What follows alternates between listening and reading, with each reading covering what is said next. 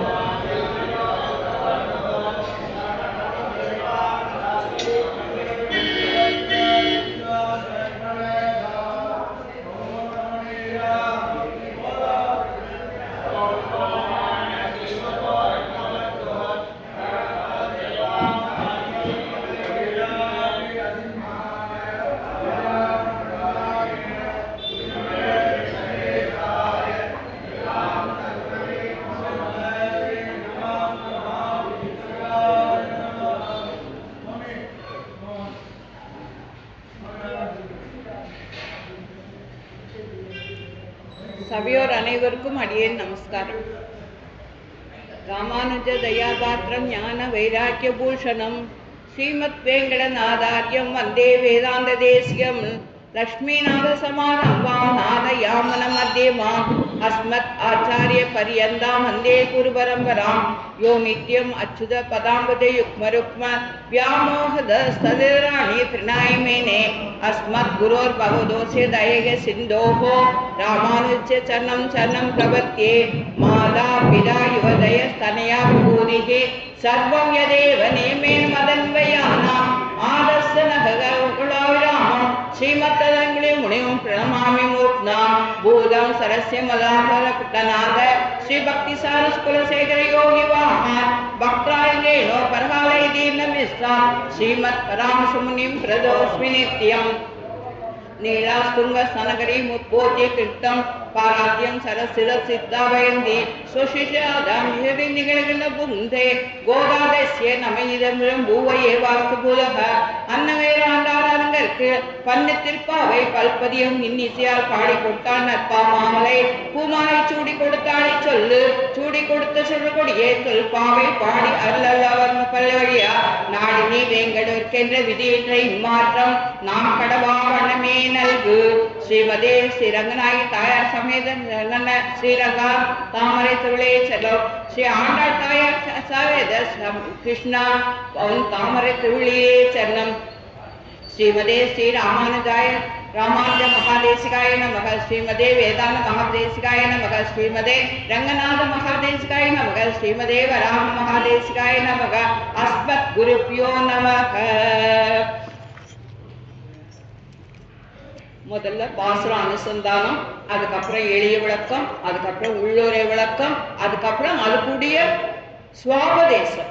சுவாபதேசம் சொல்லாத உபன்யாசம் முடிக்கக்கூடாதுன்னு பெரியவாள்லாம் சொல்லியிருக்கா. எல்லாரும் இருந்து அன்வயிக்கணும்னு பிரார்த்திக்கிறேன். அடியேன்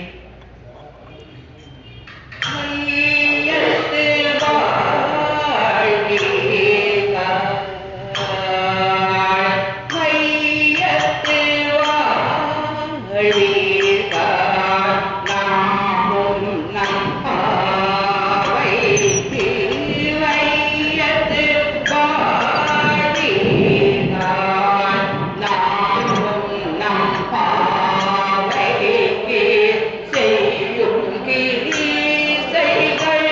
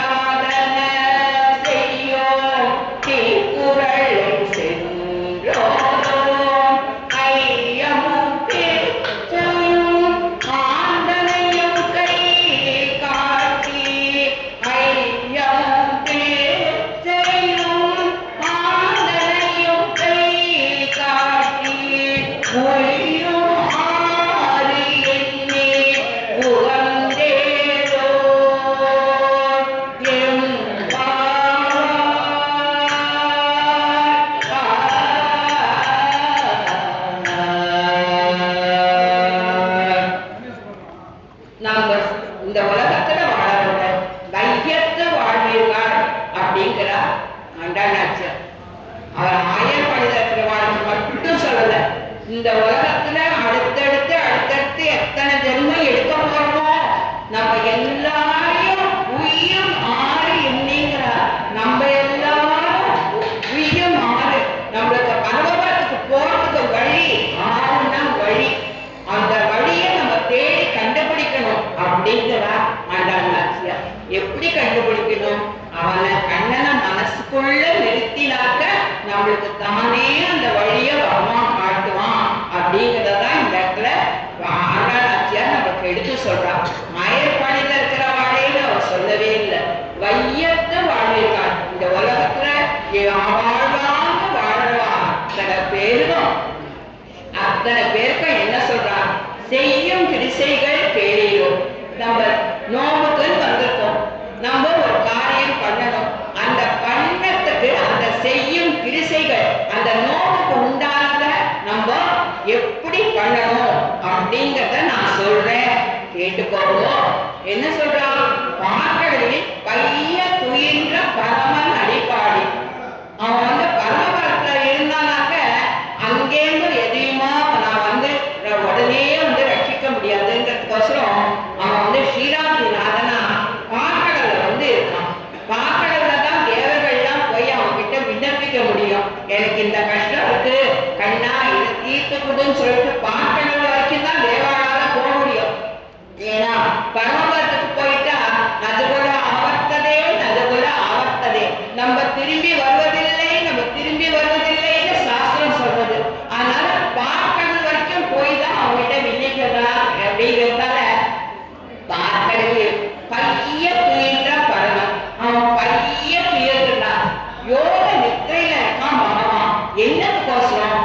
எத்தனை பக்தர்கள் நம்மளுக்கு கிடைப்பா, யார் மனசுலாம் அந்த கண்ணாங்கிற எண்ணம் வருது, அவளை மேல மேல பக்தியை உண்டாக்கி நம்ம அனுபவத்தை கூட்டும் போயிடாமே அப்படிங்கிற யோகத்துல இருக்கான் பகவான். அந்த பாக்கடல பைய நித்திரை செஞ்சு நித்திரையில இருக்கிற அவனுடைய அந்த இது பண்ணி நம்ம நீராடணும், தானம் பண்ணணும்.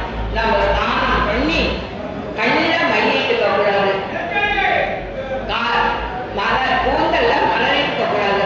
நம்ம வந்து நம்மளை அலங்கரிச்சுக்கிறதுங்கிறது அவ்வளவா ஒரு சிடம் இல்லை. நம்ம கிளீனா இருக்கணும், குளிச்சு முடிச்சு சுத்தமா இருக்கணும். ஆனா நம்மளையே அலங்கரிக்கிறதுலயே கவனம் செலுத்தக்கூடாது. தெளிவான சொல்லுவா, எந்த ஒரு நகையை கண்ணில் பார்த்தாலும் அதை கண்டனுக்கு சூட்டி பார்க்கணும்னு அழகு பண்ணணும். எந்த மலரை பார்த்தாலும் இது பகவான் திருவடியை சேர்க்கணுமேங்கிற ஒரு எண்ணம் நம்மளுக்கு வரணும். அந்த மாதிரி அந்த மையத்து நம்ம மையத்துக்காக நம்ம மலர் சூடி அலங்கரிச்சாத செய்யாத தீக்குறளை சென்று போகாத அவனோட நோவு இருந்து அவனை அடைவோம் அப்படின்னு சொல்லி சொல்றாங்க. இதுக்கு உள்ளுரை பொருளா பெரிவாழ்ல என்ன சொல்றாங்க? ஒரு விரதம் அப்படின்னு இருக்கணும்னாக்க அதுக்கு நிறைய விதிமுறைகள் இருக்கு. இப்ப ஏகாதசி விரதமே இருக்கோம்னாக்க முதல் நாள் ராத்திரி சாப்பிடக்கூடாது, மறுநாள் பொருளா சாப்பிடக்கூடாது, துவாதசி அன்னைக்கு மட்டும்தான் நம்ம பாரணா பண்ணணும்னு இருக்கு இல்லையா?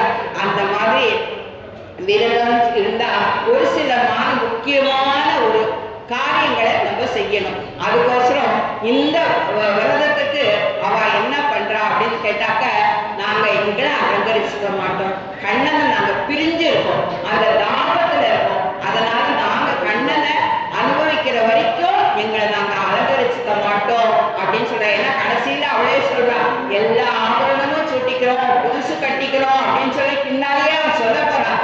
இப்போ அவன் பிரிஞ்சு இருக்கிற தாபம், அந்த தாபத்தினால நாங்க நெய் உண்ணோம், பால் உண்ணோம் அப்படிங்கிறான். அதே மாதிரி ஆயர்களுக்கெல்லாம் நெய்ய வந்து சாப்பிடுறதா பாலை சாப்பிடுறதா, நெய் உண்ணோம் பால் உண்ணோங்கிறான். பாலை வந்து சாப்பிடுவோம், தீர்த்தம் மாதிரி சாப்பிடக்கூடியது பால், ஆனா அதை போய் உண்ணோம் அப்படிங்கிறான், நெய் உண்ணோம் அப்படிங்கிறான். இதுக்கெல்லாம் என்ன காரணம்னா, கண்ணன் வந்து அவளுடைய வினைகளை தீர்க்கறதுக்கோசரம் அவன் நிறைய எல்லா ராத்திரியும் போய் வெண்ணையும் பாலையும் தயிரையும் எடுத்து சாப்பிடுவான். இவளுக்கு எது வெண்ணெய் எது நெய் எது பாலுன்னு கூட தெரியாது.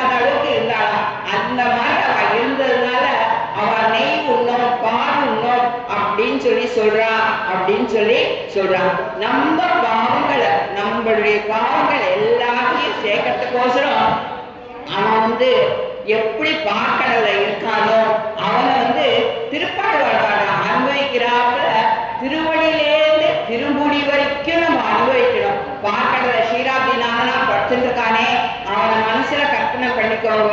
அப்ப அவன்கிட்ட திருப்பாடாழ்வார் எப்படி நம்மளுக்கு இது பண்றார் அப்படின்னு கேட்டா, இக்கண்ணனை கண்ட கண்கள் மற்றொன்றுமே காணாதே அப்படிங்கிற நிலைமையில அந்த கண்ணனை அனுபவிச்சு அவரை தன்னுடைய திருவடியிலேயே சேர்த்துட்டானே.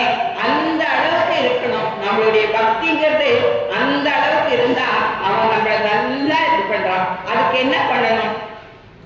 நான் அவனுடைய நாமங்களை கேட்கணும். அவன் கொடுத்துருக்கிற இந்த காது அவனுடைய திருநாமங்களையும் சேஷங்களையும் கேட்டு கேட்டு கேட்டு அனுபவிக்கிறதுக்கோசரம் இருக்கணும். இந்த வாய் அவன் நாமங்களை சொல்றதுக்கோசரமே இருக்கணும். அவனை அடையணும்னு ஒரு எண்ணம் வேணும். எப்படி ஏன்னா திருப்பாணாழ்வார்க்கு அவனை பார்ப்போது கூட நினைக்கல. அவர் எங்கேயோ ஒரையோட காவிரி நதிக்கரையில அந்த பக்கத்துல இருந்தார். அவனை பற்றி மனசார பாடினார். திருக்குறங்குடியில அப்படிதான் நம்பாடுவான். பகவான பார்ப்பான்னு நினைக்கவே இல்லை. அவனை பத்தி பாடினார். ஆனா அவன் எல்லாருக்கும் நல்ல விதமா மோட்சத்தை அவன் கொடுத்தானே. அந்த மாதிரி நம்மளையும் தேவர்களையும் ரட்சிக்கிறதுக்கோசரம் அவன் ஸ்ரீராத்திரியில அந்த விதுகனானே மத்தி ஸ்ரீரத யோகி சேஷசாயினே அப்படிங்கிற சொல்றானே. அடியேன் உடலம் ஆனாவதே அடியேன் உடலம் நிற்பால் அன்பாயே அப்படின்னு உருகிறாரே நம்மாழ்வார். அந்த மாதிரி அந்த மேல உருகணும். அவனுக்குனே நம்மள ஆட்படுத்திக்கணும். ஒத்தால் மிக்கார இல்லாத மாமாயான்னு சொல்றார். அவன் தனக்கு ஒத்து யாரும் அவனுக்கு கிடையாது. அவனோட உயர்ந்தவா யாருமே கிடையாது. அந்த மாதிரி அவனுடைய திருவடியை படிக்கணும். நம்ம யாரையாவது ஒருத்தர கையை பிடிச்சு கூட்டோம்னு வச்சுக்கோங்களேன். கையை பிடிச்சு கேட்டோம்னாக்க அவன் நம்ம கையை உதறி கூட விட்டுடுவான். ஆனா காலை எரிக்கி பிடிச்சுட்டா காலை உதறவே மாட்டான் யாருமே. ஆனாதான் பகவானுடைய திருவடியை நீங்க சேவிக்கணும், திருவடியை கெட்டியமா பிடிச்சுக்கணும் அப்படின்னு சொல்லி எல்லாம் பெரியவாள்லாம் சொல்றான். அந்த மாதிரி நாட்காலே நீராடி கண்ணன் வளர்ந்ததுக்கு அப்புறமா அந்த இதுல ஆயர்பாடியில எல்லாருக்கும் பக்திங்கிறது மனசுல வந்துருக்கு. எப்படி வந்துருக்குன்னா இதுதான் பக்தின்னு அவளுக்கு தெரியாது. ஆனாலும் பக்தி அப்படிங்கறத அவள் எப்படி வெளிப்படுத்தானா அந்த கண்ணா கண்ணா கண்ணா கண்ணனை தவிர வேற எங்களுக்கு எதுவுமே தெரியாத இருக்காளே, அதுதான் அவளுக்கு பக்தியா இது பண்றது. அந்த மாதிரி அவனை பிரிஞ்சு இருக்கிற கண்ணை எங்கேயோ போய் ஒளிஞ்சுக்கிறான். கண்ணனை பார்க்க முடியல வாழாத கண்ணா கண்ணா கண்ணா தேடுறா. அப்படி தேட செய்யும் அந்த தானம் தீரத்துக்கோசரம் அவ போய் நீராடானா. நீராடுறது இதே அதே மாதிரிதான் சொல்லுவான். ராமனை பிரிஞ்ச தானம் தாங்க முடியாத பரதாழ்வார் அர்த்தராத்திரியில போய் சரணியோட தீர்த்தம் ஆடினான். அந்த மாதிரி பெருமாளை பிரிஞ்சிட்டோமே, பிரிஞ்சிருக்கோமே, எப்ப அவனை பார்ப்போம், எப்ப அவனை சேர்வோம், அந்த மாதிரி நம்ம மனசு துடிக்கணும். அந்த துடிக்கிறதுக்கு பேர் தான் அத பரம நீராடி காலங்காத்தால நீராடுறதுங்கிறத பெருவாழ்லாம் ஏற்படுத்தி வச்சிருக்கான். அப்படி இருக்கிற அந்த பரமன் அடிபாடி நெய்யுண்ணும் பால் உண்ணும் நம்மளுடைய அந்த நெய் பால் இது எல்லாமே அலங்கார கோஷத்தினால சுவாமி தேசிகன் என்ன சொல்றார்? அஞ்சனாத்ரி வர தயா அபிஷ்டமி நிரஞ்சனம் அப்படின்னு போடுறார். மலரிட்டு நான் முடியும், நெய்ய பண்ணிக்க மாட்டோம், பால் சாப்பிட மாட்டோம், மலரிட்டு நான் முடியும், மையெழுதும் மலரிட்டு நான் முடியும். இதெல்லாம் இந்த உலகத்தினுடைய இன்பங்களை ஈர்க்கக்கூடியது அப்படின்னு சொல்லிதான் பெரியவாளா சொல்றார். உலகத்துக்கு இன்பங்களை ஈர்க்கக்கூடியதுதான் நம்ம அலங்காரம் பண்ணிக்கிறது. உலக இன்பங்கள்லேருந்து பிரிச்சு பகவான அனுபவிக்கிறமே அதுதான் ரொம்ப வசதியான ஒரு அனுபவம். அததான் சொல்றார்.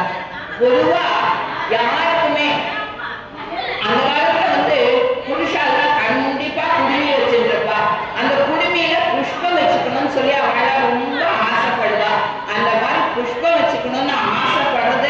புருஷாளுக்கும் உண்டு, ஸ்திரீகளுக்கும் உண்டு. எல்லாருக்குமே புஷ்பத்து மேல ஒரு தனி ஆர்வம், தனி எண்ணம் இருக்கும். அந்த நமக்கு ரொம்ப பிடிச்சத நம்ம கொஞ்சம் தள்ளி வச்சோம்னு வச்சுக்கோங்களேன், அது ரொம்ப கஷ்டம் இல்லையா? கண்ணனை அடையணுங்கிற அந்த தாபம் ஜாஸ்தியா இருக்க செய்யும். நம்மளுக்கு பிடிச்ச விஷயங்கள் எல்லாம் நம்ம விட்டுட்டோம்னாக்க அப்ப கண்ணனை அடைகிறது ரொம்ப ஈஸியா போயிடும் அப்படின்னு சொல்றாங்க பெரியவாழா. அதுக்கோசரம் தான் ஆண்டாளாச்சர் என்ன சொல்றா, நெய்யுண்ணும் பாலுண்ணும் நாட்காலே நீராடி மையிட்டு எழுதும் மலரிட்டு நான் முடியும்.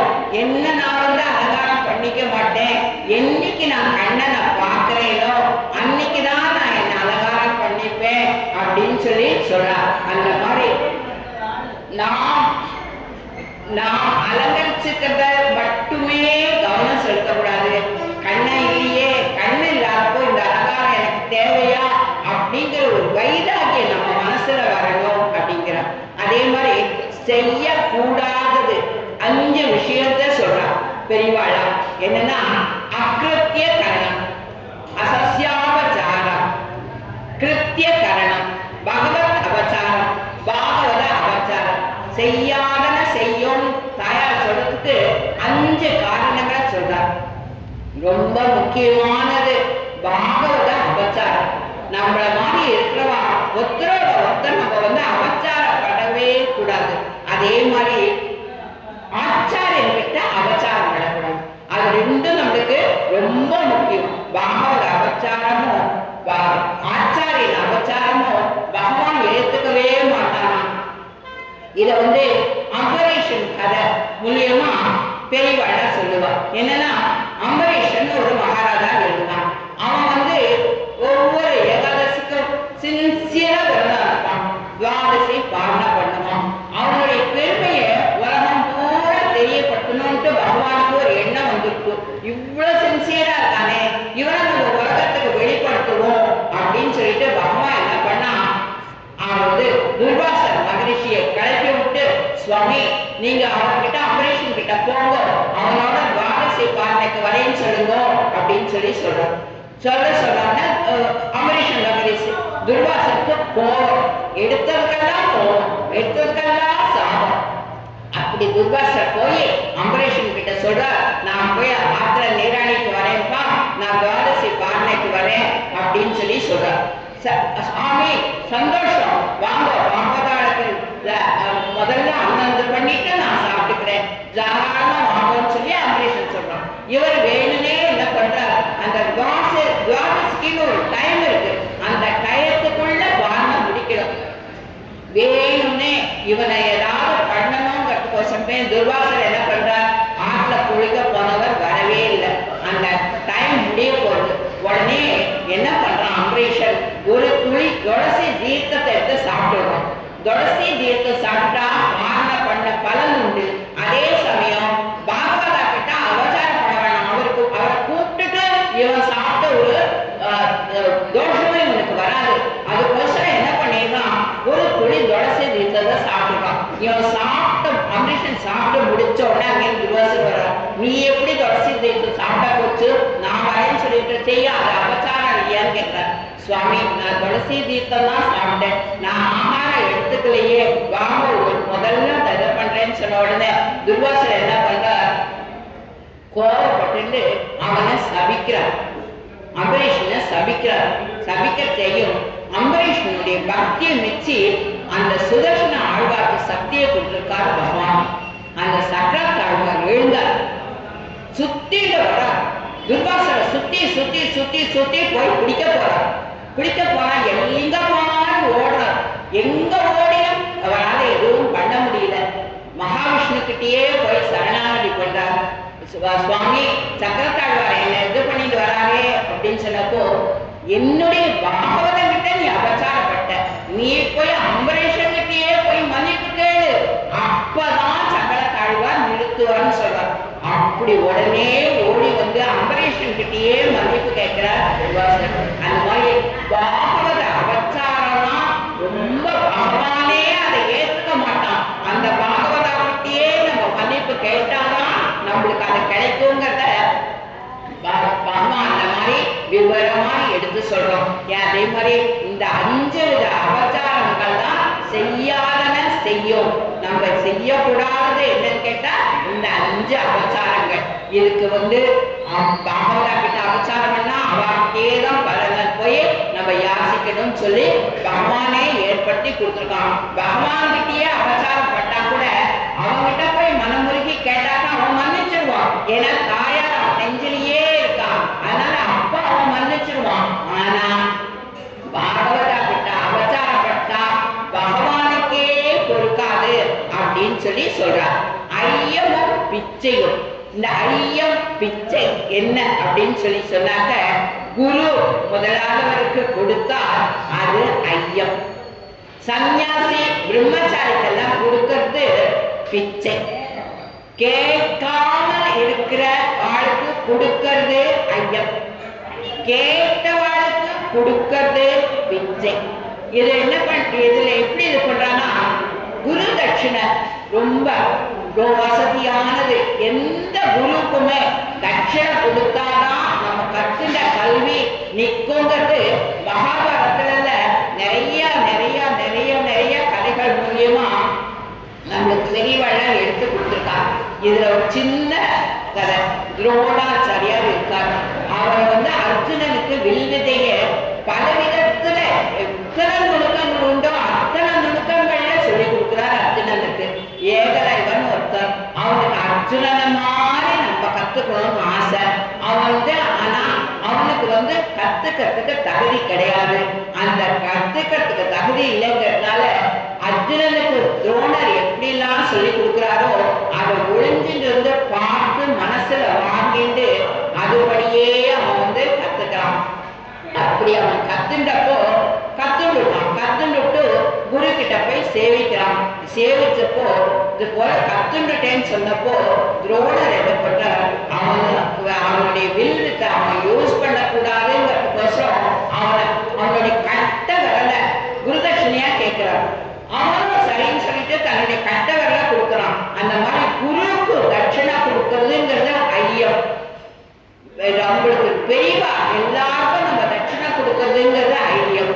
அவ்வளோ நம்ம குருக்களுக்கெல்லாம் நம்ம எத்தனை பெரியவா இருக்காளோ எத்தனை பேர் நம்மளுக்கு சொல்லி கொடுக்கிறாளோ அவளுக்கெல்லாம் தட்சிணா கொடுத்துதான் சேவிக்கணுங்கிறது ஐயம். அதே மாதிரி சன்னியாசிகள் பிரம்மச்சாரிகள் இவெல்லாம் தானே பண்ணி சாப்பிட மாட்டார். அவளுக்கு அன்னமோ பொருள்களோ இத கொடுக்கறதுக்கு பேர் பிச்சை அப்படின்னு சொல்லி சொல்றார். கேட்காமலேயே சமர்ப்பிக்கிறது குரு தட்சணை. கேட்டு சமர்ப்பிக்கிறது பிச்சை. இதுல இன்னொன்னு என்ன சொல்வார் அப்படின்னு சொன்னாக்க ஒருத்தர் நம்ம கிட்ட கேட்கிறா அப்படின்னு சொன்னாக்க அவளுக்கு நம்ம இல்லைன்னு சொல்லாத கொடுக்கணும். நம்ம கிட்ட நிறைய இருக்கும் ஆனா நம்ம மனசு வராது, நமக்கு கொடுக்கிற மனசு வராது. அதையும் இந்த இடத்துல சொல்றான். நம்ம கிட்ட பொருள்கள் இருந்தும் நம்ம கேட்டோம் கேட்காமலேயே கொடுக்கறது வசதி உத்தமம். நம்மள அண்டி கேட்டோம் அவளுக்கு கூட நம்ம தரலே அப்படின்னு சொன்னோம்னாக்க அது ரொம்ப அதர்மமானது. அதையும் சொல்றான். யதாயுக்தம் பகுதா விபுத்துஷி. இது வேத வாக்கு. பகவானுடைய வறுமைய பாகவதா கிட்ட சொல்றதுங்கிறது ஐயம். பாகவதனுடைய பெருமைய பகவான் கிட்ட போய் சொல்றதுங்கிறது பிச்சை. இதையும் இந்த ஐயம் பிச்சைக்கு நிறைய அர்த்தங்கள் பெரிவாடா சொல்லியிருக்கான். நம்ம கிட்ட இருக்கிற வரைக்கும் யதாசக்தி நம்ம கிட்ட இல்லாதத நம்ம கொடுக்க வேண்டாம். நம்ம கிட்ட இருக்கிற வரைக்கும் எல்லாருக்கும் எப்பவுமே தானம் பண்ணிட்டே இருக்கணும்ங்கிறது நம்மளுடைய கடமை. அதே மாதிரி எந்த குருவை பார்த்தாலும் அவனுக்கு அவர் கேட்காமலேயே நம்ம தட்சிணை கொடுக்கணும். அது குரு தட்சிணை தான் இருக்கிறதுக்குள்ளேயே வசதி அப்படின்னு சொல்லி சொல்றான். அது மாதிரி உய்யும் 6 எண்ணி. இந்த 6 அப்படிங்கிற வார்த்தைக்கு நிறைய அர்த்தங்கள் சொல்றான்.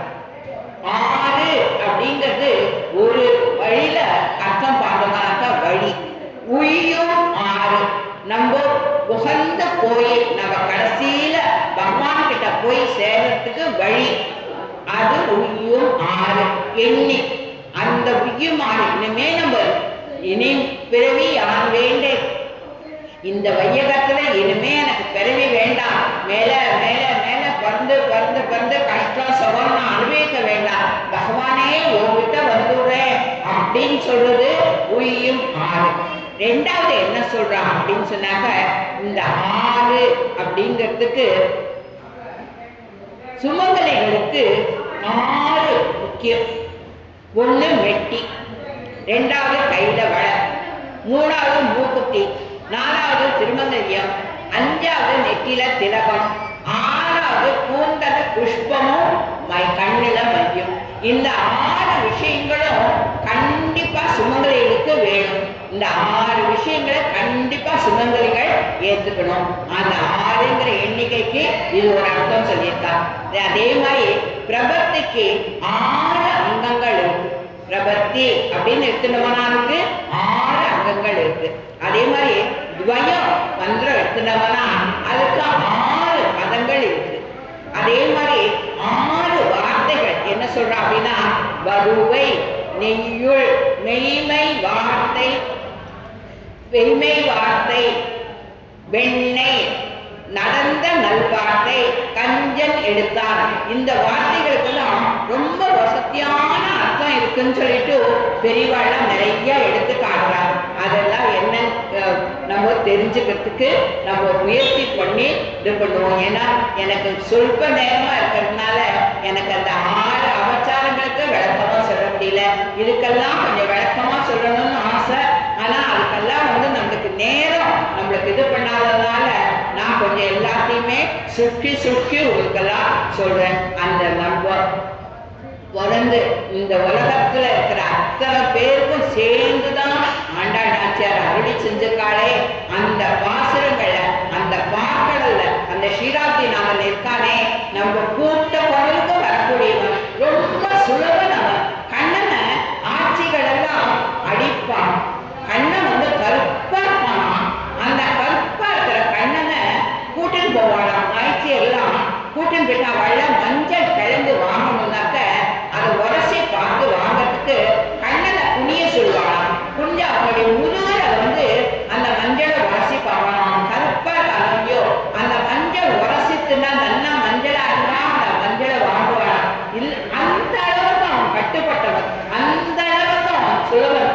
அவன் கேட்கறதெல்லாம் ஒண்ணும் இல்லை, ஆத்மாவுமா என்ன கூப்பிடு, நான் இருக்கேன்னு நம்பு, எந்த காரியம் பண்ணாலும் சர்வம் கிருஷ்ணாபுரமஸ்துன்னு பண்ணு, என்ன நம்பு, என்ன சரணம் அடைஞ்சுக்கோ, நான் உனக்கு எல்லாத்தையுமே கொடுக்குறேன் அப்படின்னு சொல்லி அவன் சொல்றான். அப்படிங்கிறதுதான் இந்த இடத்துல ரொம்ப வசதியான அர்த்தமா பெரியவாளா சொல்றான். அந்த மாதிரி கண்ணா கண்ணா கண்ணான்னு கூப்பிடுறதுக்கு பழகிப்போம். அந்த கண்ணான்னு கூப்பிடுறத நம்ம ஆத்மார்த்தமா நம்ம மனசுல இருந்து கூப்பிடுறதுக்கு பழகிப்போம். இப்போ இதுக்கு சுவாபதேசம் அப்படின்னு சொல்லி உள்ளுரை பொருள், சுவாபதேசம் உள்ளுரை பொருள் அப்படின்னு சொல்லி பெரியவாள்லாம் கொடுத்துருக்கான். ரொம்ப வசதியான அர்த்தங்கள் இதெல்லாம். இந்த கீழ் பாசுரத்துல, மார்கழி திங்கள் பாசுரத்துல சரணாகதி செய்யணும் அப்படிங்கிறத ஆண்டாள் எடுத்து கொடுத்தார். அப்படி நீங்க சரணாகதி பண்ணங்களானாக்க என்ன பலன் உங்களுக்கு கிடைக்கும்? நாராயணனே, அவனேதான் பரதெய்வம், அவனே நமக்கு பறை தருவான், அவன் தான் பரதெய்வம், அவனே நமக்கு பறை தருவான் அப்படின்னு சொல்லி அவ இது பண்ணான். அந்த மாதிரி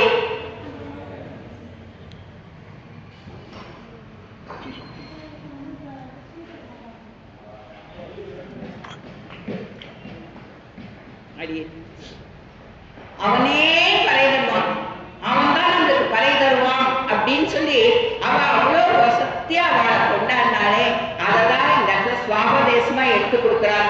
அவன் சரணாகதி பண்ணுங்க, கண்ணங்கிட்ட போங்க, அவன் நல்ல பலன் தருவான். என்ன தருவான்? அவன் கைங்கரியத்தை கொடுத்துருவான், பறை தருவான் அப்படின்னு சொன்னான். நேற்று 2-3 தானே என்னுடைய பாசத்துல நான் விளக்கத்துல உங்களுக்கு என்ன சொன்னேன். நந்தகோபன் கூர்வே கொடுமுடிதான் நந்தகோபன் ஏறாந்த கண்ணிய சோதையில நீங்க 2-3 தடவை எடுத்து கொடுத்தேன். ஏன்னா அந்த நந்தகோபனுக்கும் யசோதைக்கும் அந்த கண்ணனை பத்தின சிந்தனை தவிர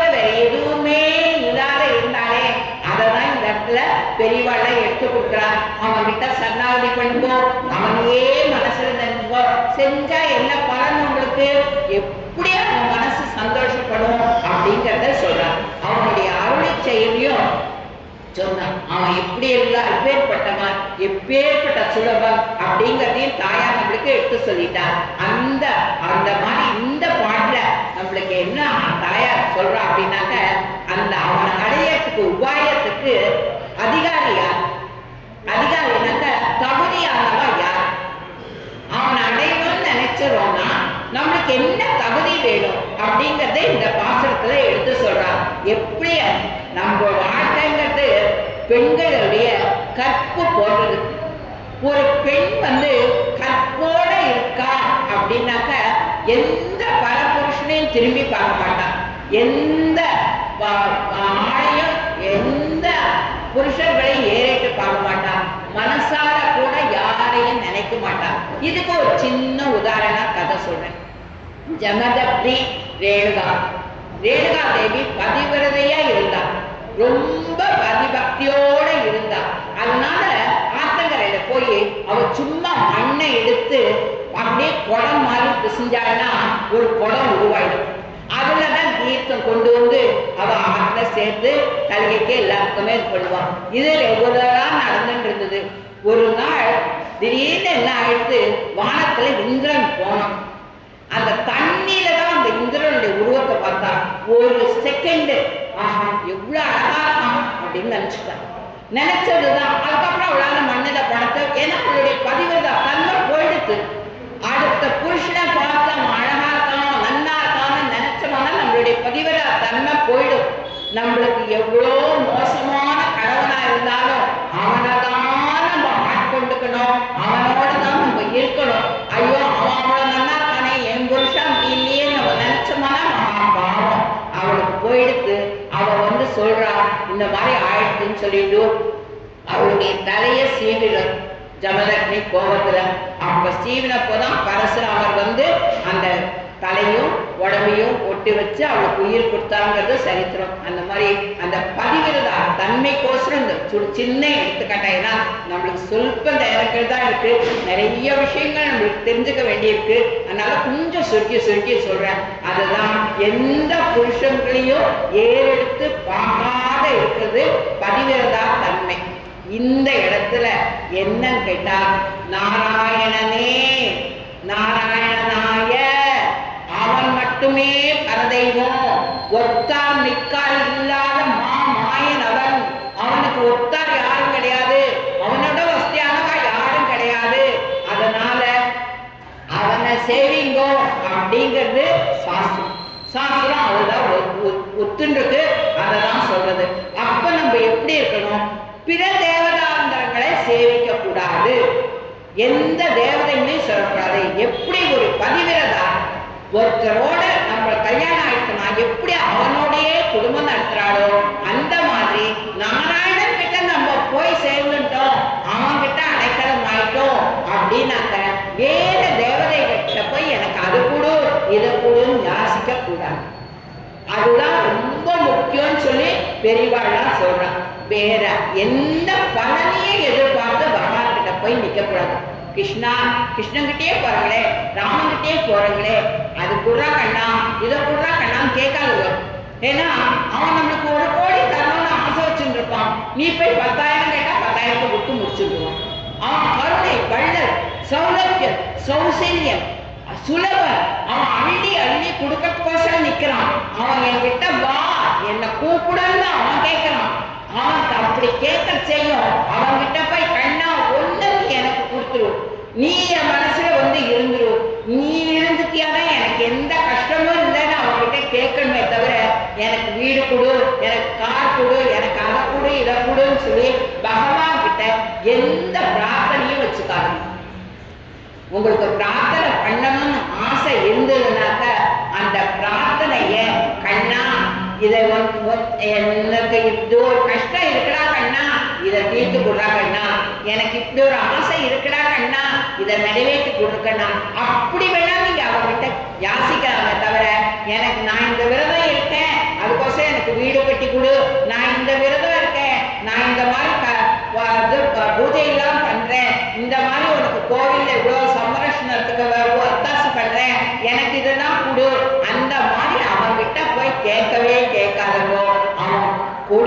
கொடுக்கறதுக்குனே இருக்கிற வள்ளல், அள்ளி அள்ளி கொடுக்கறதுக்குனே இருக்கிற வள்ளல். அவனை நன்னா சேமிக்கும், மனசை நிறுத்திக்கணும். அவன் தான் எனக்கு, வேற எனக்கு யாரும் இல்லை அப்படிங்கிறத தீர்மானம் பண்ணிக்கணும், மனசுல நன்னா நிறுத்திக்கணும். அப்படி இருக்கிற அந்த பாடலோட கைய துயின்ற நாராயணனுடைய திருவடிகளை துவய மந்திரம். துவய மந்திரங்கிறது ரொம்ப ரொம்ப ரொம்ப ரொம்ப வசதியான மந்திரம். அது ஆச்சாரியன் கிட்டதான் எல்லாருமே அனுசரிச்சுக்கணும், ஆச்சாரியன் கிட்டதான் அதை நம்ம எல்லாருமே பெற்றுக்கணும். அந்த துவய மந்திரத்தை ஆச்சாரியன் கிட்ட போய் நம்ம பெற்றுவிட்டு அந்த தயத்தை எப்பப்பா நம்ம திருவடிகளை சொல்லிட்டு இருக்கிறது தான் சரணாகதி செய்யணும். எப்பவும் துவய மந்திரம் நம்ம சேவிச்சுட்டே இருக்கணும். அதுதான் மனசாலும் வாக்காலும் உடலாலும் செய்ய வேண்டியவை. இந்த 3 தாலியும் மெய் வாக்கு மனம், 3 தாலியும் எது செய்யணும் அப்படின்னு சொல்லி கேட்டாங்கன்னாக்க, இது 3 தாலியும் விடத்தக்கது என்னன்னு கேட்டா பாகவத அவதாரம் குற்றம். அதே மாதிரி 3 கரணங்களாலும் விடத்தக்கது ஆச்சாரிய பாகவதற்குள் அபச்சாரப்படுறது. அதே மாதிரி என்ன இது 3 கர்மங்களாலையும் மனம் வாக்கு மெய் 3 தலையும் என்ன நீங்க செய்யணும் அப்படின்னு கேட்டீங்கன்னாக்க, அந்த ஆச்சாரியனுக்கு ஒரு துளியாக போய் நம்ம சேவை செய்யறதுக்கு நம்மளுக்கு பாக்கியம் கிடைச்சதுனாக்க, அந்த ஆச்சாரிய பக்தி நம்ம மனசுல இருந்ததுனாக்க அது ரொம்ப ரொம்ப ரொம்ப ரொம்ப வசதியானது. அதே மாதிரி பாகவதாவோட சேர்ந்து இருக்கணும், சத்சங்கத்துல சேர்ந்து இருக்கணும், நாம் சங்கீர்த்தனம் பண்ணணும். இதெல்லாம் பண்றதுங்கிறது ரொம்ப ரொம்ப ரொம்ப வசதியான விஷயங்கள். அதே மாதிரி மனசால எப்பவும் அவனையே நினைச்சிட்டு இருக்கிறது வசதியான விஷயம். அதே மாதிரி இந்த மனசால மறக்க வேண்டியது சிற்றின்பம். சின்ன சின்ன விஷயங்களுக்கு ஆசைப்படமே, அதுதான் இந்த மனசால நம்மளுக்கு மறக்கப்பட வேண்டியது. இந்த மனசால நம்ம நினைக்க வேண்டியது ஆச்சாரியன் செய்த உபகாரம். ஒரு ஆச்சாரியன் நம்மளுக்கு பஞ்சசம்ஸ்காரம் பண்ணி வச்சு நம்மளுக்கு அந்த துவய மந்திரம் தான் நம்மளுக்கு ஓதி வச்சு நம்மளை வழிகாட்டுறாரே. ஏன்னா ஒரு ஆச்சாரம் கிட்ட போய் நீங்க சரணாகதி பண்ணிக்க செய்யும், அவர் கொண்டு போய் நம்மள தாயார் கிட்ட சேர்த்துருவார். தாயார் நம்ம பண்ணின அத்தனை குற்றங்களையும் மறைச்சு பகவானை பார்த்து, இதோ வந்துட்டான் நம்ம குழந்தை, ஏத்துக்கோங்க நான் அப்படின்னு சொல்லுவோம். அப்போ பகவானால பேசவே முடியாது. ஐயோ இவன் இவ்வளவு தப்பு பண்ணியிருக்கானே அப்படின்னு பகவான் யோஜனை பண்ணவே மாட்டான். தாயார் சொல்லிட்டா, ஆச்சாரியன் கொண்டு வந்து தாயாருக்கு ஒப்படைச்சுனா தாயார் நம்ம கிட்ட கொடுத்துட்டா, வாடா குழந்தை தூக்கி அவ தன்னுடைய தொடையில வச்சுப்பானா. அந்த மாதிரி அந்த ஆச்சாரியனுக்கு நம்ம செய்ய வேண்டிய உபகாரங்கள் ரொம்ப ரொம்ப ரொம்ப வசதியானது. இந்த வாக்கால் சொல்லாத இருப்பது ஆத்மா கிருஷ்ணன். ரொம்ப பேசுறது, அடுத்தவளை பத்தி கோல் சொல்றது, இதெல்லாம் தவிர்க்கப்பட வேண்டியது அப்படின்னு சொல்லி பெரியவாழ்லாம் சொல்லியிருக்கா. அனாவசிய வார்த்தைகள் இந்த வாயிலிருந்து வரக்கூடாது. அதே மாதிரி இந்த வாக்கால சொல்ல வேண்டியது துவயம் வந்துடும். எப்பப்பெல்லாம் முடியுமோ திருமந்திரத்துக்கு கட்டுப்பாடு உண்டு. காத்தால குளிச்சுட்டு நீங்க மடியா கச்சை மந்திரம் மட்டும்தான் திருமந்திரத்தை நீங்க சொல்லலாம். ஆனா துவயத்துக்கு பகவான் கொடுத்திருக்கிற கருணை. ராமானுஜர் போய் ரங்கநாதன் கேட்டா, நான் என்ன பண்றது, எனக்கு வயசாயிட்டு என்ன பண்றதுன்னா, இந்த ஸ்ரீரங்கத்திலேயே இரு, துவயத்தை எப்பப்பாரு அனுசரிச்சுனே சொல்லி ரங்கநாதனே ராமானுஜருக்கு சொன்னாங்க. அந்த துவய மந்திரத்தை நீங்க படுத்துட்டு இருந்தாலும் சொல்லுங்க, தூங்குற வரைக்கும் சொல்லுங்க, எப்பப்பெல்லாம் முடியுதோ அப்பப்பெல்லாம் சொல்லுங்க. வாக்கால உங்களுக்கு சொல்ல வேண்டியது துவய மந்திரம். இந்த உடலால நீங்க செய்யாத இருக்க வேண்டியது பல ஹிம்சை. ஒரு நாய் போடுறது, அது கல்லால் அடிக்கிறது. ஒரு பசுமாடு வருது, அதை கம்பெடுத்து அடிக்கிறது. இந்த மாதிரி ஒரு மனுஷா போறா, அவளை வேணுனே அடிக்கிறது, கிடுறது. கையால காலால செய்யறது மட்டும் இல்ல, இந்த வாய் இருக்கே, இந்த வாயால ஒருத்தர் என்னென்ன முடியுமோ அத்தனை சொல்லி திட்டுறமே. அவ மனசு எவ்வளவு வேதனைப்படும் நம்ம நினைச்சு பார்க்கறமான நிமிஷம் நினைச்சு பார்க்கறது இல்லையே. நம்மளுக்கு அந்த கோபம் வந்துட்டுனா நம்ம கண்ணை மறைச்சிடுது. இப்ப பட்டவாட நம்ம இத்தனை வார்த்தை சொல்றோமே நம்மளுக்கு தோண மாட்டேங்கிறது. அதெல்லாம் அந்த சொல்ற அந்த ஹிம்சை நம்ம பண்ணவே கூடாது. பகவானுடைய நாமங்களை சொல்லி சொல்லி நம்ம கோபத்தை தழிச்சுக்கணும். உங்களுக்கு எக்ஸ்ட்ரீமா கோபம் வரதா கொஞ்சம் தனியா போய் நின்னுக்கோங்க. தனியா போய் இருந்துட்டு ராமா கிருஷ்ணா கோவிந்தா, ராமா கிருஷ்ணா கோவிந்தா, ராமா கிருஷ்ணா கோவிந்தான்னு கொஞ்ச நாள் நீங்க ஜபிச்சுட்டு இருக்கோம். உங்க கோபம் எந்த வழியில வந்ததோ அது அப்படியே மறைஞ்சு போயிடும். அதுதான் பெரியவாளா சொல்றான். அந்த மாதிரி அந்த கோபத்துல வார்த்தைகளை தடிக்க விடக்கூடாது. அதுதான் உடல் காலம் நம்ம செய்யணும். இந்த வாய்க்கால வயமந்திருக்குன்னா இந்த உடலால செய்ய வேண்டியது பரஹிம்சை. இந்த உடலால என்ன செய்யணும்னாக்க நித்திய அனுஷ்டானங்க, நித்திய கர்மாக்கள். காலை எழுந்தா குளிக்கணும், வாசத்தை வச்சு கோலம் போடணும், பெருமாளுக்கு மொழை வச்சு கோலம் போடணும், பெருமாளுக்கு வேண்டிய கைங்கரியங்கள் பண்ணணும், புருஷாலாம் பெருமாளுக்கு ஆராதனை பண்ணணும், கண்டிப்பா தர்ப்பணாதிகள் பண்ணணும், கண்டிப்பா சிராதங்கள் பண்ணணும். இது எல்லாம் தான் நித்திய அனுஷ்டானத்துல வர்றது. இந்த நித்திய அனுஷ்டானங்களை எக்காரணம் கொண்டும் நம்ம விட்டுறக்கூடாது. நெய்யுண்ணும் பாலுண்ணும் அப்படின்னா இந்த சிற்றின்பத்துல ஆசைப்படாதுங்கோ. அந்த நெய்யும் பாலும் சாப்பிட்டாக்க இப்ப பெரிய விஸ்வாமித்திரர் முனிவர்கள்லாம் கூட கிழங்குலாம் சாப்பிட்டு இருந்தா காட்டுல. ஆனா அவளுக்கு அந்த மேனகையை பார்த்தாலோ ரம்பையை பார்த்தாலோ மனசுல ஒரு ஆர்வம் வந்தது. அது கூடாது அப்படின்னு சொல்லி சொல்றார். நெய்யுண்ணும் பாலுண்ணுங்கிறதுக்கு டைரக்டா நெய்யவோ பாலையோ சொல்லுத. நம்மளுக்கு வேண்டாத பொருள்கள் எல்லாத்தையுமே கூடுமான வரைக்கும் ஆகார நியமனத்தோட இருக்கணும், ஆகார சுத்தியோட இருக்கணும்.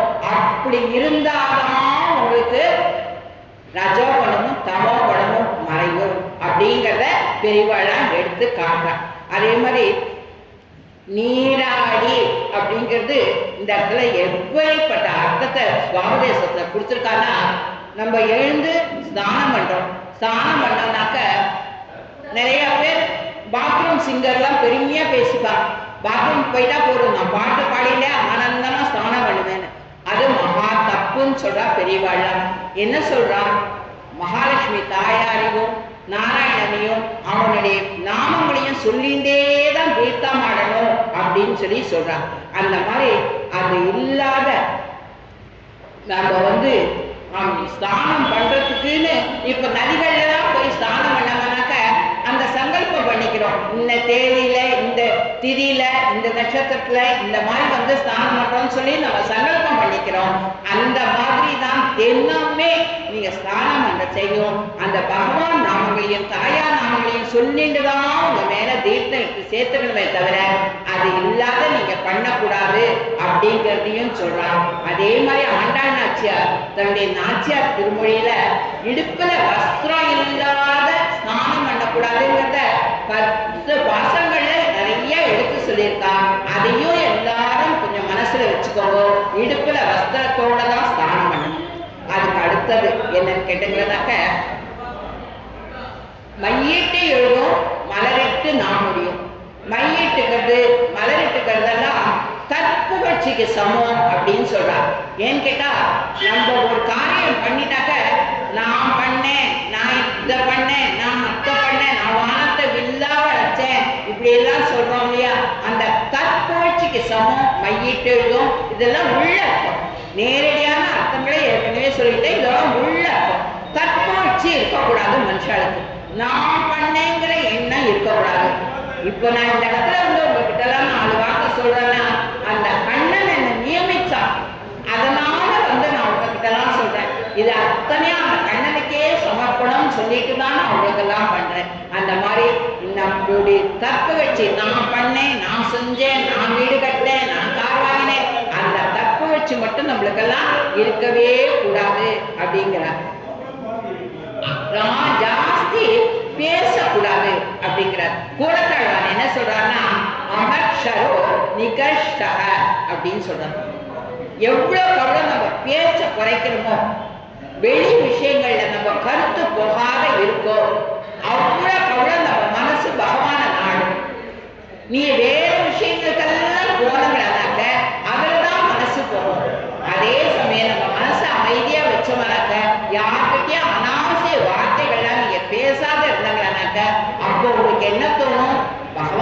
நினைக்க தோணும். ஆஹா, ஒவ்வொரு நாளும் அந்த கண்ணனை மனசுல நினைச்சுக்கோங்க. அவனை குளிப்பாடுறதா நினைச்சுக்கோங்க, அவனுக்கு சாதம் விடுறதா நினைச்சுக்கோங்க, அவனுக்கு வஸ்திரம் உடுத்தி விடுறதா நினைச்சுக்கோங்க, அவனுக்கு ஆபரணங்கள் சுடுறதா நினைச்சுக்கோங்க, அவனுக்கு தனிய கண்டுகளை பண்ணி அவனுக்கு சாதம் விடுறதா நினைச்சுக்கோங்க, அவனுக்கு தாராட்டு பாடி அவனை நித்திர பண்றதா நினைச்சுக்கோங்க. அந்த கண்ணனை அனுபவிங்க, மனசார அனுபவிங்க. மனசு பூரா அவனையே நினைச்சுக்கோங்க. மனசார அவனை நினைக்க அவன் மேல ஈடுபாடு நிறைய வரா. வேற எல்லா விஷயங்களிலும் நம்மளுக்கு சிந்தனை மாறி போயிடும். அவனை மட்டும்தான் நம்மளுக்கு நினைக்க தோணும். அதனால்தான் அவங்க புறத்தாழ்வார் சொன்னாப்புல ஜாஸ்தி எந்த விஷயமும் பேச, அதே மாதிரி அதிகம் எதிர்பார்க்க கூடாது. நம்மளுக்கு அது வேணும் இது வேணும், நம்மளுக்கு என்ன விதிச்சிருக்கோ அது நம்மளுக்கு கண்டிப்பா கிடைக்கும். யார் கொடுக்குறாயோ பகவான் நம்மளுக்கு அதை கொடுப்போம். அது வேணும் இது வேணும்னு அதிகமா ஆசைப்படக்கூடாது. நம்ம அந்த அதிகமா ஆசைப்பட நம்மளால கஷ்டத்தை தான் அனுபவிக்க முடியுமே தவிர நம்மளால சுகப்பட முடியாது. அதே மாதிரி உய்யும் ஆறு அப்படிங்கிறதுக்கு ஒரே வழி துவய மந்திரம் தான் இந்த இடத்துலயும் எடுத்து சொல்றார். அதனால எல்லாரும் ஆச்சாரியன் கிட்ட போய் துவய மந்திரத்தை உபதேசம் கற்றுக்கோங்க. அந்த அர்த்தத்தோட அந்த துவய மந்திரத்தை எவ்வளவு நம்ம அனுசந்திக்கிறோமோ அவ்வளோ அந்த துவய மந்திரம் வந்து நம்மள உய்யும் ஆறு பரமபதத்துக்கு நம்மள மேல கூட்டுல போகக்கூடியது அந்த துவய மந்திரம். ராமானுஜர் நம்மளுக்கு எடுத்து காட்டியிருக்கிறதும் அதுதான். இப்போதான் நீங்க துவயத்தை அனுசந்திக்கலாம்னு சொல்றாங்க. பெரியவாழ்லாம் சொல்லுவா, படுத்த படுக்கையா ஒருத்தர் இருக்கான், ரொம்ப வேதனைப்பட்டிருக்கான்னா அவளும் வந்து அந்த படுக்கை இதெல்லாம் வந்து பிராக்டிக்கலாவே நடந்தது. இதெல்லாம் ஒரு பெரியவர் ரொம்ப உடம்பு முடியாத பெட்சோர் வந்து ரொம்ப கஷ்டப்பட்டு இருந்தார். அவளுடைய சொந்தக்கார போய் ஆச்சாரியன் கிட்ட, ஸ்ரீமுஷ்ணம் ஆச்சாரியன் கிட்ட போய் போல ரொம்ப கஷ்டப்படுறார், நன்னா இருந்தார். அவர் எப்பவோ விரதம் எல்லாமே நன்னா பண்ணிட்டு சாஸ்திராஷ்டமா இருந்தார். இன்னைக்கு கஷ்டம் அவருடைய கர்மாவனால கஷ்டப்படுறார் அப்படின்னு சொன்னப்போ ஸ்ரீமுஷ்ண ஆச்சாரியன் சொன்னாரா, படுத்து இருந்தா பரவாயில்லப்பா, உடம்பு தொடச்சு விட்டுடு, ஒரு நெத்தி இட்டு விட்டுடு, எப்ப பாரு துவயம் சொல்ல உபதேசம் பண்ணிட்டே சொல்ல, மனசால துவயத்தினுடைய அர்த்தத்தையும் துவய மந்திரத்தையும் சொல்லிட்டே சொல்லு, சீக்கிரம் சரியா போயிடும் சொன்னார். ஒரு மாசம் அவர் சொன்னபடி அவர் அதே மாதிரியே பண்ணார். ஒரே மாசத்துல அவர் எழுந்து நடந்துட்டார். அந்த துவயத்துக்கு அப்பேற்பட்ட சக்தி. ஆனா துவயத்தை ஆச்சாரியன் கிட்டதான் உபதேசம் பட்டுக்கணும்னால என்னால அதை எடுத்து உங்களுக்கெல்லாம் எடுத்து சொல்ல முடியாத ஒரு நிலைமையில இருக்கேன். அந்த திருமந்திரத்துக்கு ரொம்ப கட்டுப்பாடுகள் உண்டு. ரொம்ப ஆச்சாரமா இருக்கணும். காலத்தால குளிச்சுட்டு விழுப்பெல்லாம் பட்டுக்கால மேல பட்டுக்காலதான் நீங்க திருமந்திரத்தை ஜபிக்கணும். துவயத்துக்கு அப்படியே கொடுக்கவே இல்லை பகவான். அதே மாதிரி 3 சர்மஸ்லோகம் கொடுத்துருக்காரு. வராகருடைய சர்மஸ்லோகம், ராமருடைய சர்மஸ்லோகம், கிருஷ்ணருடைய சர்மஸ்லோகம். நேற்றுக்கே நான் சொன்னேன் உங்களுக்கெல்லாம், சர்வதர்மான் பரிச்ச மாம் ஏகம் சரணம் பிரஜ, கண்ணனையே சரணாகதி பண்ணி நான் உன்னுடைய பாவங்கள்லேருந்து துன்பங்கள்லேருந்து நான் உன்னை விடுவிக்கிறேன் அப்படின்னு சொல்லி கண்ணனை எடுத்துக்கணும். அதே மாதிரி வராக அவருடைய தர்மஸ்லோகத்துல என்ன சொல்றாருன்னா, இந்த உடம்பு நல்லா செய்யும் யாரெல்லாம் வந்து ஆத்மார்த்தமா, பெரியார் சொன்னாரே, அப்போதைக்கு இப்போதே சொல்லி வைத்தேன் அரங்கமான அமருளானேன்னு சொன்னாரே, அந்த மாதிரி இந்த உடம்பு நம்மளுக்கு நல்லா சாஸ்வதமா இருக்க செய்யும். இப்பவே அவனை நினைக்க ஆரம்பிச்சுட்டோம்னா நம்ம சர்மதசைங்கிறது நம்ம ரொம்ப கஷ்டப்படுவோம். நம்ம தர்ம தசையில அவ்வளோ கஷ்டப்படுவோமா, அந்த கஷ்டப்பட செய்யும் அவனுடைய நாமத்தை சொன்னாதான் விஷ்ணு தூதர்கள் வந்து கூடும்போவா அப்படின்னு சொல்லி பெரியவாள்லாம் சொல்லுவாங்க. அந்த நேரத்துல அவனால என்ன நினைக்க முடியலனாலும் நான் வந்து உன்னை கூட்டின்னு போறேன் அப்படின்னு சொல்லி வராகர் சொல்றார். அதே மாதிரி ராமர் என்ன சொல்றாருன்னா, விபீஷ்ணனை ஏத்துக்க கூடாதுன்னு சொல்லி சுக்ரீவன் எல்லாரும் சொல்றான். அப்ப ராமர் சொல்றார், என்னுடைய இதுக்கு என்கிட்ட வந்து யாராவது ஒருத்தர் நான் உன்னை சரணம் பண்ணிட்டேன் என்னை காப்பாத்துன்னு சொல்லி கேட்டா அந்த ராவணனே வந்தாலும் பண்ணிட்டாலும் அவனையும் நான் காப்பாற்றுவேன், கைவிட மாட்டேன் அப்படின்னு சொல்லி ராமர் தன்னுடைய சர்ம ஸ்லோகத்துல சொல்றார். இந்த சர்ம ஸ்லோகத்துடைய பொருளா இன்னொரு நாளைக்கு ஸ்லோகத்தையும் சொல்லி அர்த்த விசேஷங்களையும் சொல்றேன். அவ்வளோ வசதியானது எல்லாம், அது எல்லாத்தையும் நம்ம அனுபவிக்கணும், எல்லாத்துக்கும் நம்ம தெரிஞ்சுக்கணும். வாழ்க்கையில ஒரு சில விஷயங்கள் தெரிஞ்சுட்டாதான் நம்ம அந்த வழியில நம்மளால நடக்க முடியும். நம்மளுக்கு நிறைய விஷயங்கள் தெரிய மாட்டேங்கிறது, அதனாலேயே நம்ம தப்பு பண்ணிடுறோம். விஷயங்களை பெரியவா கிட்ட சேகரிச்சு சேகரிச்சு நம்ம கத்துக்க கத்துக்க கத்துக்க ஓ இது இவ்வளோ வசதியானதா அப்படிங்கிற ஒரு எண்ணம் நம்ம மனசுல வந்துருக்குனாக்க அப்ப அந்த கண்ணனை மறக்கிறதுக்கு நம்மளுக்கு தோணவே தோணாது. கண்ணா கண்ணா கண்ணான்னு எந்த நேரம் நீங்க அவனை கூப்பிடுங்க, சுலபம். கண்ணனும் சிறு தாம்பினால் கட்டுண்ட கண்ணன் மாயனம். மாயன் அவன் எங்க இருக்கான்னு தெரியாது, எப்படி வருவான்னு தெரியாது. அவன் வருவான் நீங்க கூப்பிட்டாக்க, உங்களுடைய மனசு கூப்பிட்டாக்க அவன் வருவான். உங்க மனசுல பரமாத்மாவா அவன் இருக்கான். நம்மளுடைய ஆத்மா அழியாதது, ஆனா இந்த உடம்பு எடுத்துருக்கே இந்த ஆத்மா அது அழிவில்லாதது. இந்த உடம்பு ஒரு நாளைக்கு அழிஞ்சு போயிட போறது. இந்த ஆத்மா உள்ள இருக்கிற வரைக்கும் தான் இந்த உடம்புக்கு எல்லாமே. இந்த ஆத்மா வெளியில போயிடுச்சுனாக்க அப்புறம் என்ன சொல்ல போறா, அந்த பாடியை எப்போ எடுப்பானா அப்படின்னு கேட்பான். அப்புறம் அந்த உடம்புக்கு கிடையாது. இப்ப இருக்கிற வரைக்கும் ஆஹா நீங்க வாங்க போங்க இந்த உடம்புல நடந்து வர செய்யும் தான் எல்லாரும் கொண்டாடுவாங்க. இந்த ஆத்மா வெளியில போயிடுச்சுன்னா பாடி அது அழுகி போகக்கூடியது, அது நாட்டம் எடுக்கக்கூடியது. இந்த உடம்புக்கே கரைந்து நைந்து பண்ணாது. உடம்புக்கே உடம்பு பார்த்துக்கணும், உடம்பு பார்த்துக்கணும். அவன் கொடுத்த உடம்பு, அவன் கொடுத்த ஆத்மா, அவன்கிட்ட போய் சனாதனை பண்ணிட்டாங்கன்னா இந்த உடம்பையும் அவன் காப்பாற்றுவான், இந்த ஆத்மாவையும் அவன் காப்பாற்றுவான், நம்மளை அவன்கிட்ட கூடுவான். அப்பேற்பட்ட உத்தமன் அவன் இருக்கான், சுலபன் அவன் இருக்கான், காப்புஸ்தன் அவன், கண்ணன் அவன் காக்கிறதுக்குனே இருக்கிறான். கண்ணன் நல்லா தெய்வம் இல்லைங்கிறார் நம்மாழ்வார். அவன் இல்லாத நம்மளுக்கு எதுவுமே கிடையாது. ஆனா கண்ணன் தான் நம்மளை காப்பாற்றுறான், கண்ணன் தான் நம்மளை வழி நடத்துறான் அப்படிங்கிற நம்பிக்கை நம்ம மனசுல வேணும். அவன் இருந்துட்டானா அவன் நம்மளை காப்பாற்றுவான் அப்படிங்கிற ஒரு நம்பிக்கை மட்டும் நம்மளுக்கு இருந்துட்டுனாக்க நிச்சயமா கண்ணன் வந்து காப்பாற்றுவான் அப்படின்னு சொல்லி என்னுடைய சிற்றுரையை நிறைவு செய்கிறேன். அவன் வந்து எல்லாருக்கும் ஒரு பெரிய இது என்ன, இன்னும் கொஞ்சம் நிறைய விஷயங்கள் இருக்கு, எல்லாத்தையுமே நிறைய விஷயங்கள் சொல்லி தரணும்னு ஆசைப்படுறேன். எல்லாரும் தினம் வந்து அன்வயிக்கணும்னு ஆசைப்படுறேன். கோதை பிறந்தவோர் கோவிந்தன் வாழுவோர், ஜோதி மணிமாடம் தோன்றுவோர், நீதியால் நல்ல பக்தர் வாழுவோர், நான்மனைகள் ஓதூர் வில்லிபுத்தூர் வேதன் போனூர். பாதங்கள் கேட்கும் பரமன் அடிக்காட்டும் வேதம் அனைத்துக்கும் வித்தாகும் கோதை தமிழ் ஐந்தும் ஐந்தும் அறியாத மானிடரை வையம் சுமப்பதும் ஒன்றுன்னு சொல்றார். அந்த 30 பாசங்கள் தெரியாத வாழ இந்த பூமி சுமப்பதே வீண் அப்படின்னு சொல்லி பெரியவாளா சொல்றார்.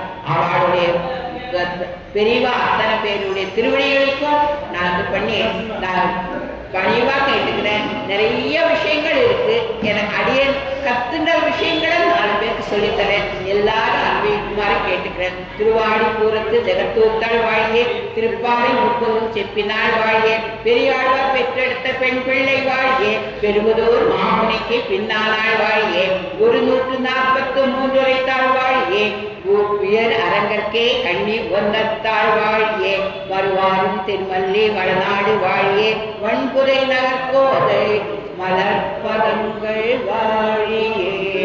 சர்வம் கிருஷ்ணார்ப்பணமஸ்து. அடியே